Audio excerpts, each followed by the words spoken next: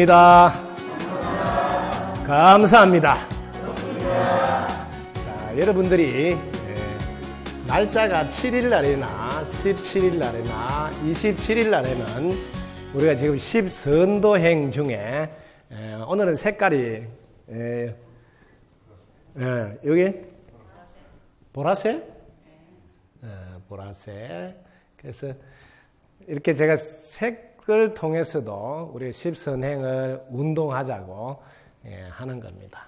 오늘은 7번째가 신뢰를 쌓았으므로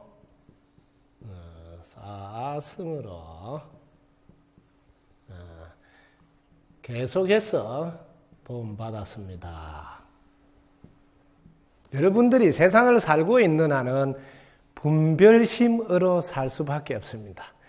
여러분들이 분별심을 내어서 살고 있는 한은 이 인과 의 룰을, 법칙을 벗어날 수가 없습니다.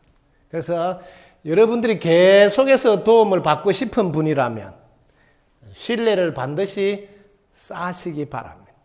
여러분이 장사를 하든 사업을 하든 대인관계에서도 내가 계속 도움을 받고 싶으면 신뢰를 쌓아야 됩니다. 신뢰를. 이게 우리가 사는 이 세계에서는 이 법칙이 늘 적용됩니다. 변하지 않는 법칙이라 해서 이걸 진리라 그러기도 하고 줄여서 법이라고도 그럽니다. 항상 이게 법칙, 즉 법을 믿고 의지하시면 여러분이 원하는 것은 무조건 다 이룰 수 있습니다. 자, 부모 자식 간에도 계속 부모의 도움을 받고 싶다면 자식이 신뢰를 쌓아야 됩니다. 부모 자식 간에도 신뢰를 쌓지 않으면 부모님이 더 이상 돕고 싶은 마음이 일어나지 않습니다. 하물며 다른 사람은 오죽하겠어요? 신뢰를 쌓지 않는 사람에게 누가 계속해서 도움을 주겠습니까? 그래서 여러분들이 반드시 신뢰를 쌓아야 된다는 것을 놓치지 마십니다. 어떤 분야에서 무슨 일을 성공하고 싶은 사람이라면 꼭 신뢰를 쌓아서 계속 도움을 받으시기 바랍니다. 그러면 하시는 일은 반드시 잘 될 겁니다. 저도 지금 불사하고 있지만 제가 여러분들에게 신뢰를 잃게 되면 아마 효신사를 방문하지도 않을 뿐만 아니라 지금까지 돕던 분들도 아마 돕고 싶은 마음이 안 생길 겁니다. 이게 7일날, 17일날, 27일날 잊지 말고 이런 생각을 대세게 보고 실천에 옮길 수 있도록 10선도 운동을 하고 있습니다. 뭐 이해가 잘 안 되지는 않죠? 실천하시겠죠? 네. 박수 한번 치세요. 네.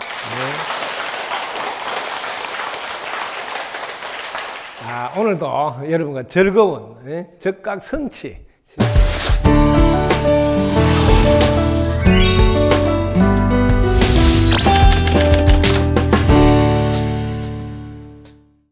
스님, 우리 속가에서는 음력 7월 달에 벌초를 하고 10월 달이면 시제를 지낸다고 그러는데 우리 불교에서는 6월 백중에 조상에 대한 제를 지낸다고 합니다. 어떤 유래가 있고 어떤 차이가 있는지 알고 싶어서 질문드립니다. 네, 박수 한번 주세요. 실제로 여러분들이 이게 백중기도라든지 지금 시제를 모시는 거라든지 이런 건 전부 다 육아의 전통입니다. 육아의 전통. 이것을 불교가 수용한 것이라 원래부터 이렇게 이 백중이 한 해 농사 짓는데 가장 힘든 시점에서 얼마나 농사를 많이 지으면서 옛날에는 뭐 논도 메고 김도 메고 하면서 사실은 뒤꿈치가 하얘지도록 그래서 백종이라 하기도 했거든요. 그 정도로 힘든 그러니까 감사제를 진행도 감사제. 그래서 백중도 불교가 이렇게 수용한 예입니다. 그래서 불교에서는 이 백중에 효도하는 문화를 수용하게 돼서 이게 효도의 문화를 불가에서 수용한 겁니다. 그게 내나 우리 유가 전통에서 내려오는 거 똑같은 겁니다. 그래서 불가에서는 이날 하루를 효도하자 하는 거고, 그 다음에 여러분들이 시제를 지내는데 유가에서는 보통 이제 사람들은 영혼을 가지고 있는데 이 혼이 세 개시라고 유가에서는 이렇게 각혼, 신혼 이런 식으로 설명하기도 했습니다. 이걸 삼혼이라 이렇게. 그래서 혼이 셋이니까 이렇게 이 신혼은 이게 몸신자예요. 이 신혼은 일정한 시간이 지나면 사라진다고 생각했습니다. 이걸 보통 4대 3, 4, 12, 120년, 30년씩. 그러면 이제 5대에 가면 여기 신혼이 이제 기운이 다 떨어져서 집에까지 와서 제사를 받기가 어렵다는 거야. 제사 받기가. 그러니까 즉 산소에 우리가 가서 제를 드려야 된다. 왜? 기운이 없어가 집에까지 못 온다. 이런 생각을 하셔가지고 그래서 요 5대부터는 시향이라 해서 산소에 가서 하는 걸로 이렇게 풍습이 생겼습니다. 이게 120년, 30년, 150년 이 정도 지나면 더 이상 기운이 이제 떨어져서 보통 한 신혼은 수명을 한 200년 이렇게 생각했습니다. 150년에서 200년. 그래서 기운이 떨어지니까 더 집에까지 와서 제사를 못 받으니까 우리가 즉 산소에 가서 시향을 모시는 걸로 이렇게 한 풍습이 유가에 내려오는 전통입니다. 백중이나 시제 모시는 거나 다 똑같아요. 근데 왜 지금쯤 이렇게 산소 이게 벌초라 그러죠? 벌초를 왜 이 시기에 하는가 하면 지금 이제 여러분들 추석이 다가오잖아요. 추석에 산소를 돌보는 것이 이때가 이제 입추가 지나고 이제 처서로 갑니다. 처서. 요게 지나면 이제 한로 상강 이렇게 쭉 백로 넘어가는데 그럼 이제 풀이 더 이상 이제 자라지 않은 시점으로 전환됩니다.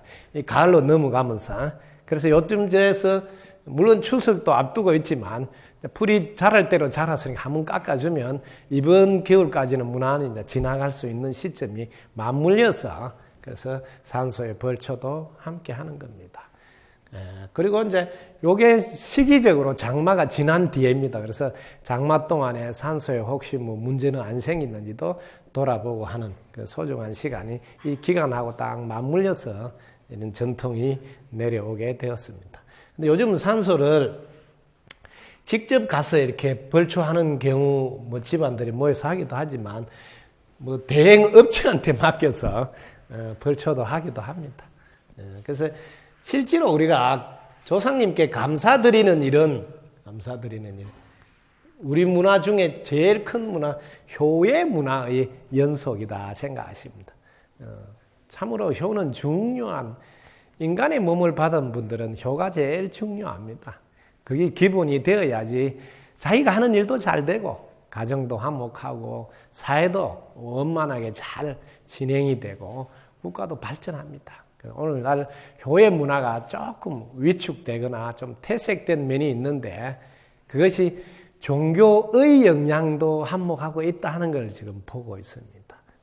사실은 부모 공경하는 게 모든 종교가 똑같이 안내하면서도 돌아가신 분에게 제사를 안 지낸다는 종교도 있고 또 지내지 말라고 막 강요하는 이런 종교가 있다 보니까 사실 인간으로서 가장 소중한 효의 문화가 조금 위축되거나 퇴색되는 면이 있다. 그래서 저는 평상시에 식사할 때마다 천지 부모님께 감사드리는 효의 문화를 하늘 땅에게도 감사드리고 사람인 부모에게도 감사드리는 효 문화를 지금 끌고 들어서 생활 속에서 할 필요가 있다. 그래서 공양할 때마다 천지 부모님 덕분입니다. 많이 드시고 왕생 극락하옵소서 이렇게 한번 기도하고 공양하는 이런 게 오늘날 효 문화를 생활 속으로 끌고 들어서 생활화하는, 즉 효를 승화시켜서 우리 생활 속에 들어오게 하는 이런 것도 지금은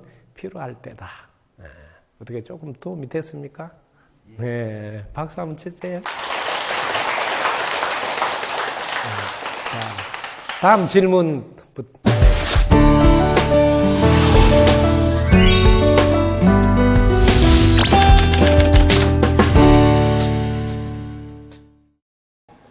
스님이 멀리 그 강원도 춘천까지 오셔서 저희 어머님 좋은 말씀 해주시고 보내는데 좋은 곳으로 보내주시도록 기도 많이 하셔주셨는데 감사드리고요. 저는 그 매장과 화장의 그 차이점을 어떤 차이점이 있는지 스님의 고견을 좀 듣고 싶어서 왔습니다. 박수 한번 부탁드립니다. 사실 정말 좋은 질문 하시네요. 오늘날이기 때문에 사람들이 많이 화장하고 매장에 대해서 후손들이 조금씩 이렇게 고민을 해야 될 부분입니다. 사실 평상시에 이제 부모한테 효도하는 것은 물론이지만 부모가 돌아가신 뒤에 이 화장을 해야 될까, 매장을 해야 될까 이런 것도 요즘은 고민이 많이 될 거예요. 제일 먼저 우리 몸 이 시신이 어떻게 해서 안치하게 됐는가 조금 들려드리면, 옛날에는 이 시신을 그냥 이렇게 한쪽에다가 갖다 두었어요. 갖다 두다 보니까 자연히 이제 짐승들이 뭐 끌고 다니면서 이렇게 물고 다니고 이러니까 보기 싫으니까 한쪽에 두는데 그 대신 나무라도 꺾어서 덮어놓자. 이게 출발점이에요. 그 나무를 덮어놓으니까 또 나무 밑에 있는 걸 끌고 다니고 이러니까 짐승들이 야, 이거 안 되겠다. 그래서 땅에 파서 그럼 묻으면 그 시신을 끌고 다니지 않을 거 아닌가. 이런 생각으로 시신을 땅에 묻도록 해야 되겠다 하고, 그 당시 사람들이 생각했는데, 옛날에는 도구가 없으니까 시신을 땅에 묻는다는 게 정말 어려운 거예요. 땅 파는 게. 지금이야 뭐 포크레인 있지만은. 그래서 최초로 이런 발상이 왜 생기는지를 제가 거꾸로 역추적해 본 겁니다. 사실인지 아닌지는 모르지만 제가 생각한 거니까. 그래서 땅을 파서 시신을 묻도록 해야 되겠다 생각하니까 그 땅 팔 사람이 없어요. 그래서 시신을 땅에 묻으면 사실은 자신이 물론 좋고 자식들이 잘 된다. 이런 말로 처음에는 좀 꼬신다고. 왜? 그때는 도구가 없으니까 땅에 묻기는 묻어야 되겠는데 자식이 잘 되니까 땅에 묻어주면 좋다. 이래서 이제 여럿이 모여서 땅을 파서 묻기 시작했다. 이렇게 저는 이제 저원차 공부한 겁니다. 묻으면서 또 사람들이 욕심이 나가지고 묻으면서 그냥 묻으면 양지 묻는 것.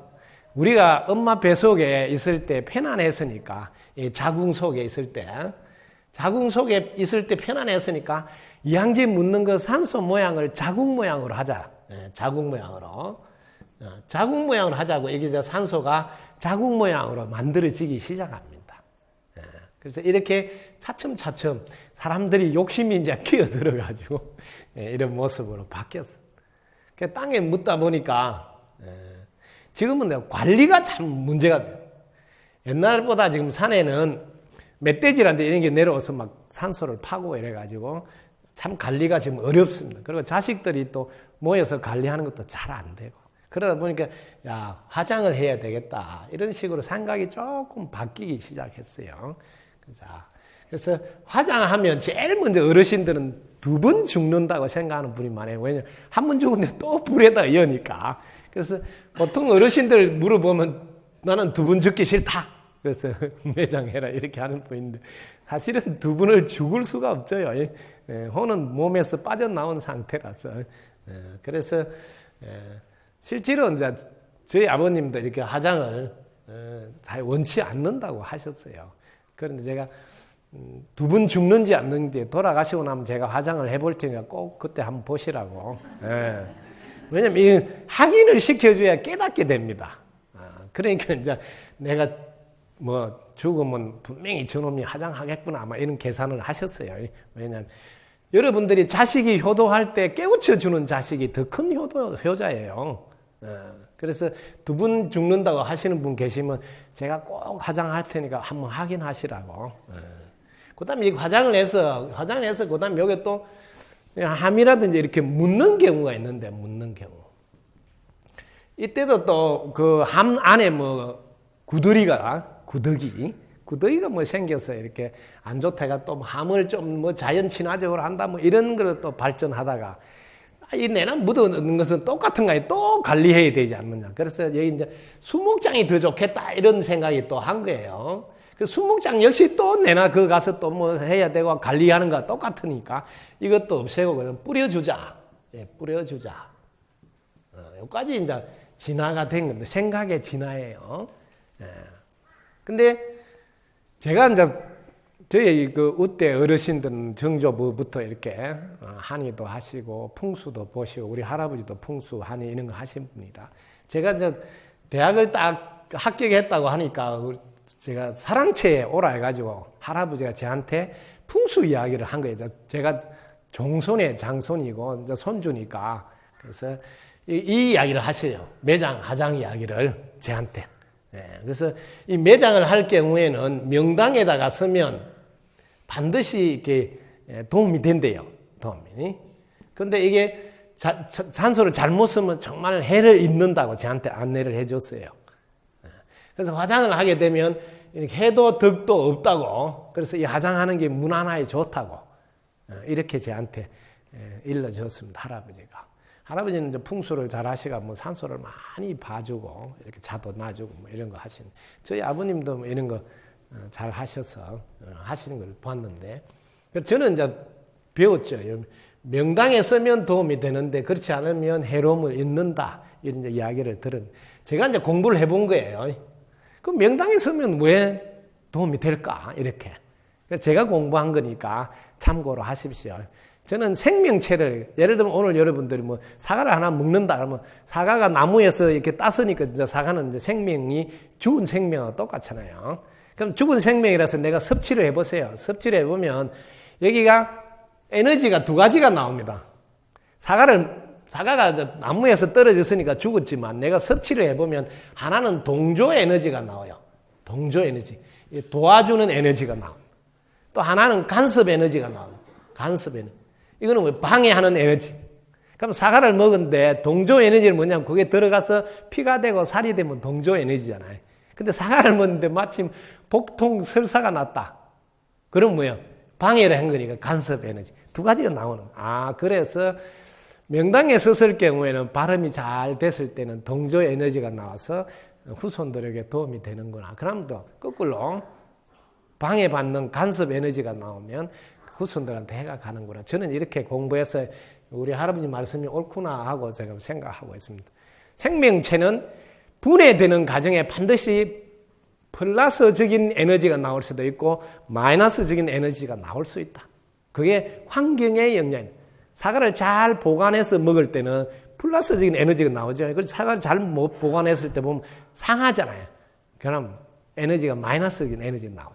똑같은 원리예요. 그러니까 좋은 땅에 플러스적인 에너지가 나올 때는 후손들에게 도움이 되지만 마이너스적인 에너지가 나올 때는 후손들에게 해가 간단 말이 옳습니다. 이런 경우에 우리 신도 중에 한 분이 어머니 산소에 계속 물이 들어갔다 나갔다 해서 그 산소 탈이 나가지고 아들 한 분이 간암으로 돌아가시고 또 아들 또 한 분이 간암으로 또 돌아가시고 다음엔 자기 차례니까 저하고 인연이 돼서 제가 그 산소 이렇게 화장해 준 적이 있습니다. 그래서 이렇게 분명히 매장했을 경우에는 영향이 간다. 그래서 저는 이걸 권하지 않습니다. 왜냐하면 명당이라는 것을 땅으로 명당을 만들지 말고 왜냐하면 땅은 기운이 고정이 안 돼 있습니다. 지금은 괜찮은 땅인데 그 인근에 예를 들면 공장이 하나 들어선다든지 혹은 뭐 농사 짓는다 큰 관정을 하나 파가지고 물을 뭐 치수한다든지 이러면 그 안에 기운이 다 변화가 생겨요. 그래서 묻는 거는 지금 제가 하지 말라고 그럽니다. 영향을 받아서 후손들한테 나쁜 기운이 갈 수도 있어요. 자, 화장을 하라는데 화장을 했을 경우에도 또 납골이나 모시는 거는 조금 더 수준이 낮다고 제가 안내하는 겁니다. 모든 생명은 자유롭기를 원해요. 자유롭기를. 그래서 자유롭도록 뿌려주는 게 제일 좋다. 저도 어제 우때 산소들을 제가 뿌려주고 하는데, 뿌려주는 방법은 그냥 이렇게 물에는 요즘 띄우면 안 됩니다. 물에는 국가에서 법적으로 못하게 돼 있고, 그냥 자기 보통 조상 산소들 있는 데 가서 이렇게 뿌려주기도 하는데, 밥을 만들어서요. 보리밥이든 매밥이든 조를 하든 밥을 지어서 그 밥하고 화장한 그 가루를 이렇게 묻혀서 이렇게 뿌려놓으면 새들이 다 주워 먹어서 깨끗하게 이렇게 없어집니다. 저도 그런 방법으로 우리 조상님들 해드렸거든요. 그래서 화장을 이야기했다면 뿌려주는 쪽까지는 가야 되지 않느냐. 근데 이제 지금 아직도 애들이 사춘기라든지 좀 어리다면 자기 이제 부모를 찾을 수도 있잖아요. 보고 싶어서. 그럴 때는 그 시립 납골당 같은 시립 납골당 같은데 이렇게 한 15년이나 이렇게 기간이 있는 데다가 임시로, 인데는 값도 한 10만 원 이렇게 저렴합니다. 왜냐하면 애가 클 동안만이라도 부모가 보고 싶어서 할 때 달려가서 부모와 대화를 혼자서 나눌 수 있는 이런 기회는 참고로 줄 필요가 있는 집도 있습니다. 그렇지만 않고 연세가 많아서 이제 자식이 다 크고 이랬다면 굳이 이제 이런 것까지는 좀 올라가야 된다. 화장해서 뿌려줘서 우리 부모님은 자유롭도록 어디든지 오고 가고 하는 것을 자유롭게 하라고 이렇게 도와주는 게 좀 더 나은 방법이고, 그다음 아직 안 돌아가신 분들은 대학병원에다가 시신 기증을 해서 자기 시신을 재활용하고 나서 화장해서 뿌려달라고 부탁만 하면 됩니다. 미리 자기 앞으로 내가 죽게 되면 내 장기나 좋은 것은 사용하고 이렇게 실험용으로도 이렇게 사용하고 그다음에 알아서 화장해서 뿌려달라고 부탁하면, 이것보다는 좀 더 높은 화장 문화에서 한 발 더 재활용 문화까지 올라가면 더 나은 생각이다. 그래서 저는 저희 아버님한테도 계속 화장해서 뿌리는 거는 제가 무조건 하겠지만 돌아가기 전에 시신 기증을 하시면 좋겠다고 이렇게 권하고 있습니다. 아마 아직도 통과가 안 되고 있습니다. 네, 조금 참고가 되겠어요? 네, 덕구입니다. 자, 다음 질문해 주세요.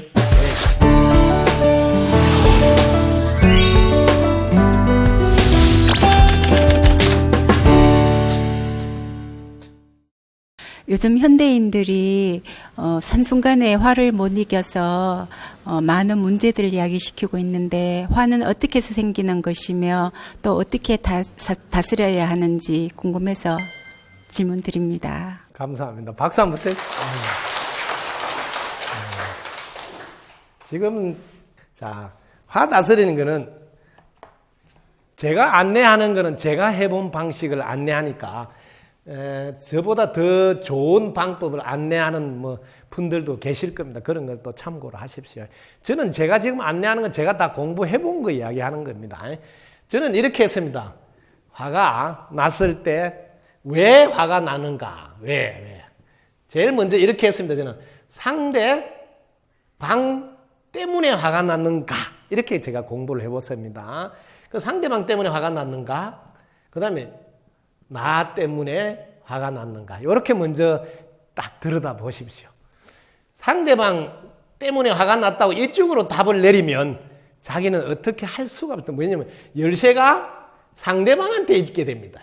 이러면 자기는 어떻게 할 수가 없습니다. 상대방이 어떻게 해줘야 되니까. 열쇠가 나한테, 나 때문에 화가 났다. 그럼 나 무엇이 화를 나게 했는가 하면 내가 바라는 게 있어요. 상대방이나 자기 자신한테. 바라는 것이 있을 때, 이 바라는 대로 안 될 때, 안 될 때. 제가 공부한 방법입니다. 저는 내가 왜 화가 나나 보니까 내가 바라는 대로 안 되니까 화가 나더라고. 그 어떤 것은 상대방이 내 바라는 대로 안 해서 화가 날 때도 있고, 내 자신이 내가 요구하는 선까지 못 올라갈 때 그 역시 바라는 건데 화가 나더라고요.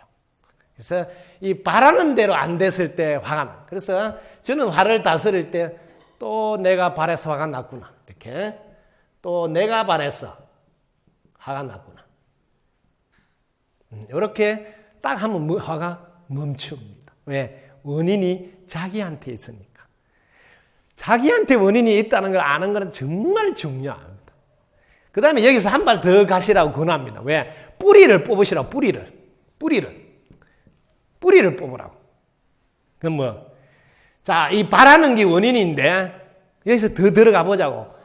내 바라는 걸 해주려고 상대방이 같이 살까?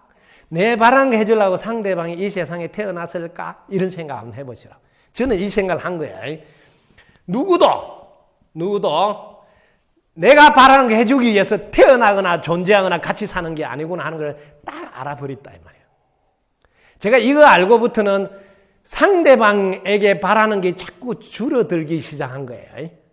이건 중요합니다. 그리고 그걸 여러분들 10년쯤 지나보셔야 바닥이 됩니다. 바닥이. 왜? 방향을 이렇게 바라는 양을 자꾸 줄인다 이 말이에요. 바라는 양. 왜? 내 바라는 것을 해주기 위해서 상대방, 즉 부모도 자식도 형제도 부부도 같이 사는 게 아니다는 사실을 딱 보시라고요. 이때 되면 이제 바라는 거는 더 이상 하지 않고 밀어냈어. 다 밀어냈지. 이게 이제 바라밀이 됩니다. 바라는 걸 더 이상 하지 않는 상태까지 딱 밀어내고 나면 자기는 바라밀 행위 됩니다. 이때부터는 뿌리가 뽑혀졌으니까 화를 낼 일이 없어집니다. 그럼 화를 낼 일이 없으니까 다시는 스님은 화를 안 내느냐? 절대 그렇지 않습니다. 저는 화를 일부러 냅니다. 왜 그럴까요? 화라는 것은 이게 도구입니다. 도구. 이걸 잘 사용하면 효과가 많습니다. 여러분이 이 세상에 있는 것을 잘 사용하는 게 중요한 거지 그걸 없애는 게 중요한 게 아니다는 사실.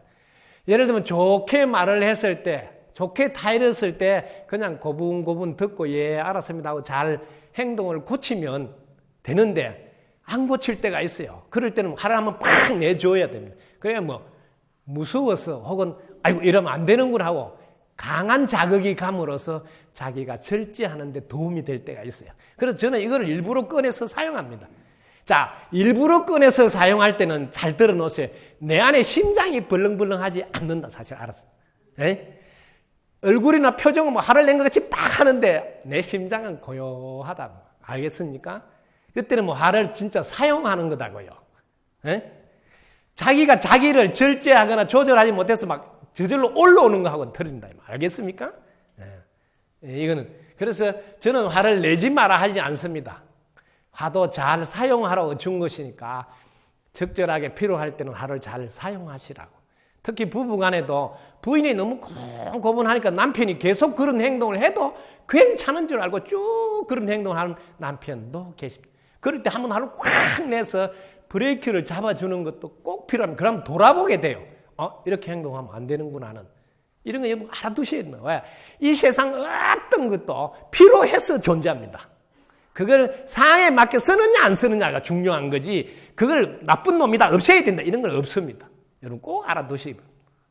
그래서 화는 왜 나느냐? 내가 바라는 게 있었어. 내 바라는 게 해주려서 태어난 사람 아무도 없다는 걸 아시고 화날 때마다 아이고 또 내가 바라서 화가 났구나 화를 다스리고 또 바라는 걸 줄이다 보면 바라밀까지 갈 수 있습니다.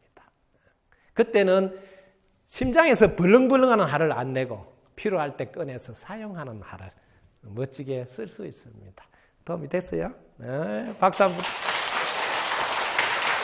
자, 다음 질문은.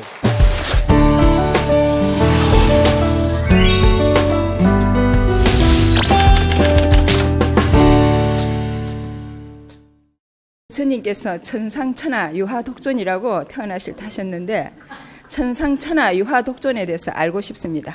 네, 감사합니다. 박수 한번 부탁드릴게요. 여러분들이 이제 불교하고 인연이 돼서 입문하다 보면 어쨌든 제일 많이 듣는 말 중에 한마디가 천상천하 유화독존 이런 이야기가 있습니다.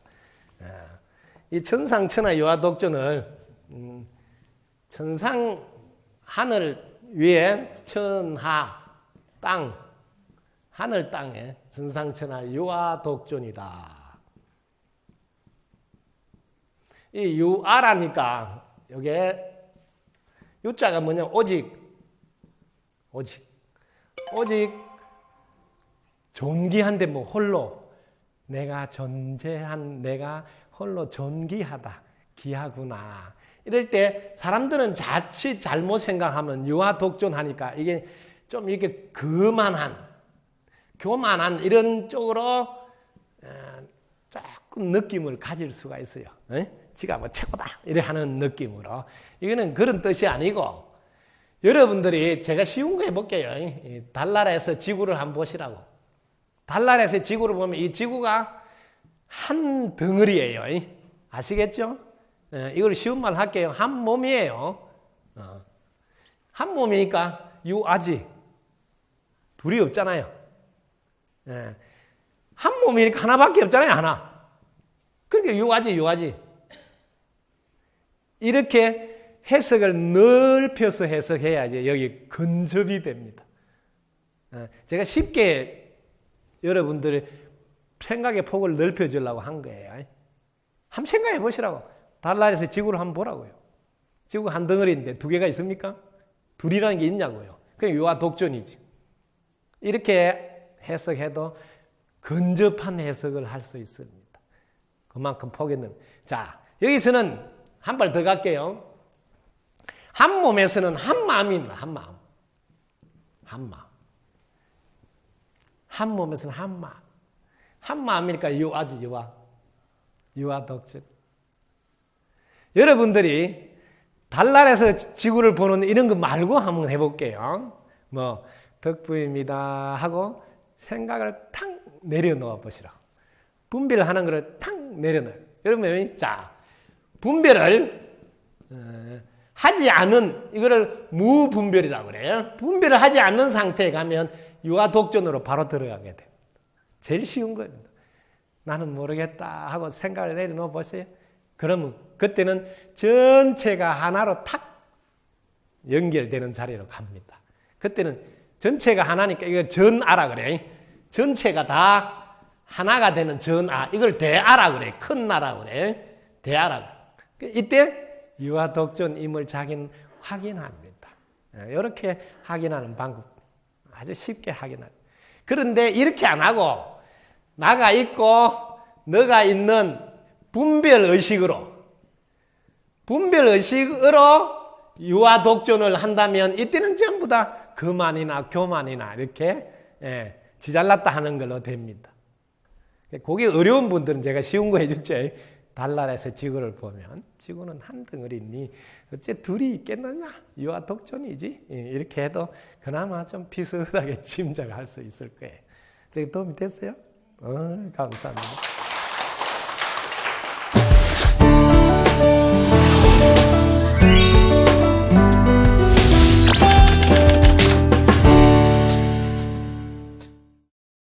이 세상에 연을 잘 지으려면 어떻게 하는 건지 스님의 말씀 듣고 싶습니다. 연을 잘 지으려면 어떻게 해야 되는지. 네, 박수 한번 부탁드릴게요.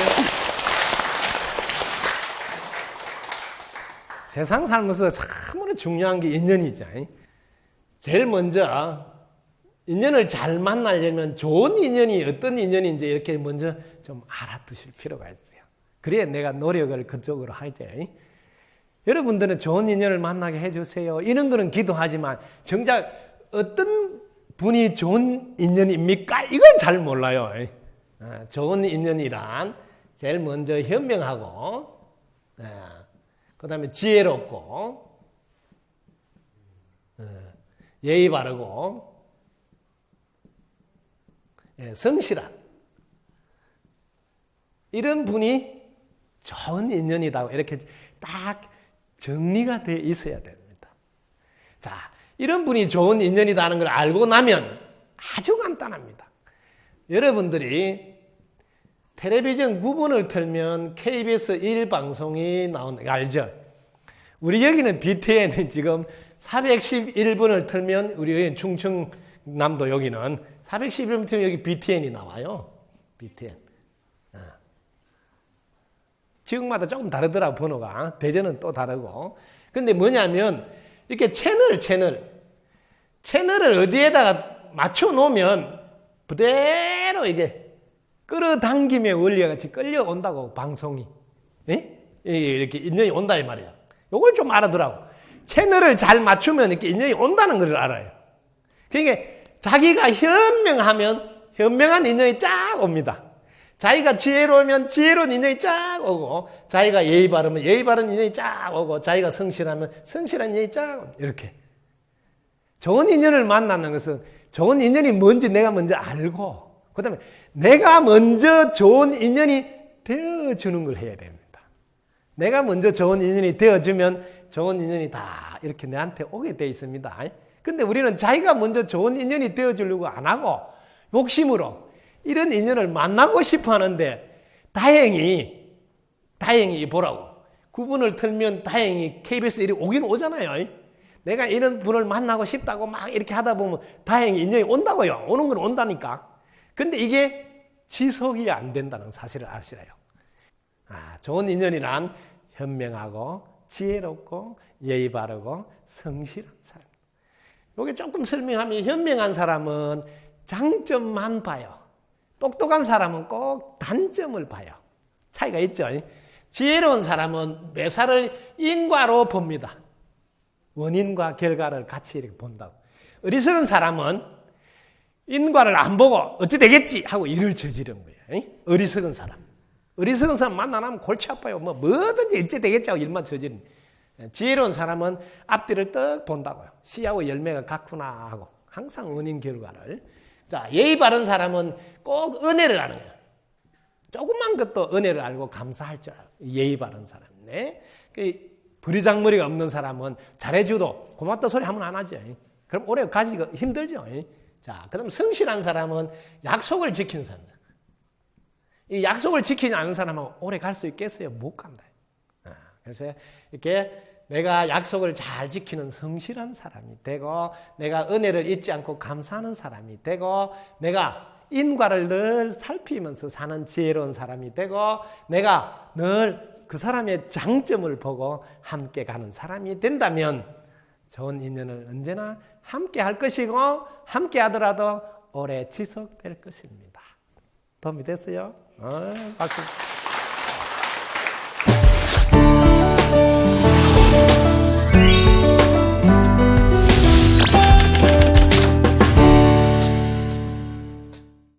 자기가 지은 업을 다른 사람이 소멸할 수도 있는지요? 네, 박수 한번 치세요. 네, 감사합니다.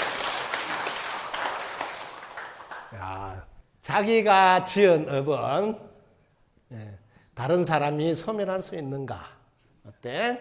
자, 이때 여러분들 주의할 점을 나와 너가 분리가 되었다.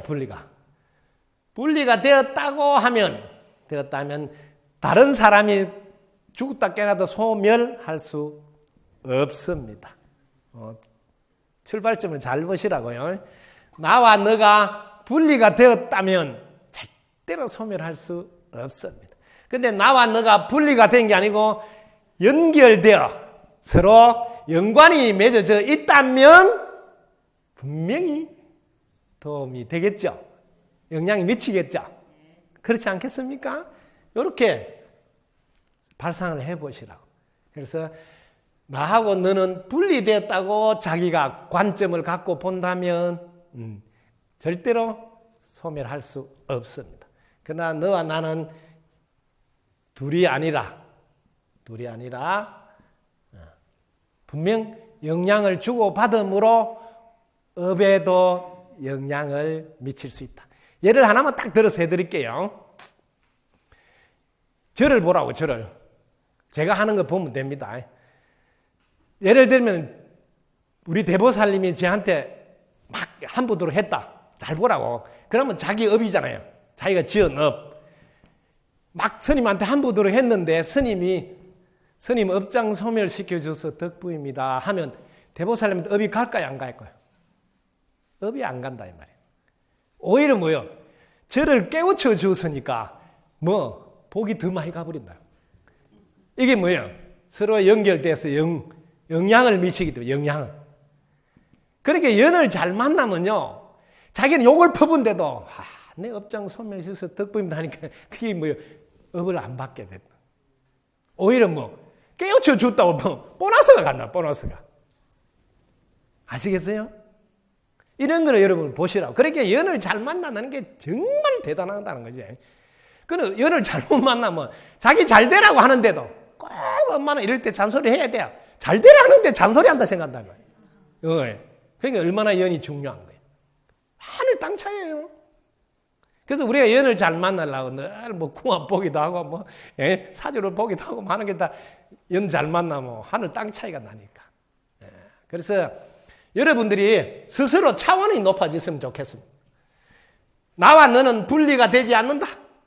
둘이 아니고 연결돼서 영향을 주고받는, 즉 연관이 있는 사람이다 하고 딱 봐가지고 내가 잘하면 나를 만난 상대방들이 나로 인해서 업장도 소멸되고 오히려 복도 받고 덕도 쌓고 더 잘 살도록 해줘야 되겠다. 이런 마음을 가지신다면 지금 여러분들이 그 즉시 보살행하는 분이 됩니다. 설세의 제업으로 내가 이런 가보가 왔구나 하고 딱 알아차려서 업장 소멸시켜줘서 덕부입니다 할 줄 알고 그 순간 인과를 자기는 깨달게 돼요. 지어놓은 게 없으면 받지 않는 거라. 그러게 뭐예요? 바로 인과의 룰을 깨달으면 뭐예요? 깨우친 사람이 되는 거잖아요. 그렇게 여러분들이 자기 업을 자기가 지었지만 우리가 둘이 아닌 거로 상대가 업을 소멸할 수도 있다. 그러나 나와 너가 분리된 존재로 볼 때는 절대로 상대 업을 내가 대신 소멸할 수 없다. 두 가지를 다 말했어요. 왜? 어떻게 보느냐에 따라서 관점에 따라서 업을 소멸할 수도 있고 소멸할 수도 없다. 두 가지 다. 그게 우리가 세상을 보는 관점이 엄청 중요하다는 거죠. 보는 시각이 어떻느냐에 따라서 영향 미치는 게 전혀 다르다. 아시겠습니까?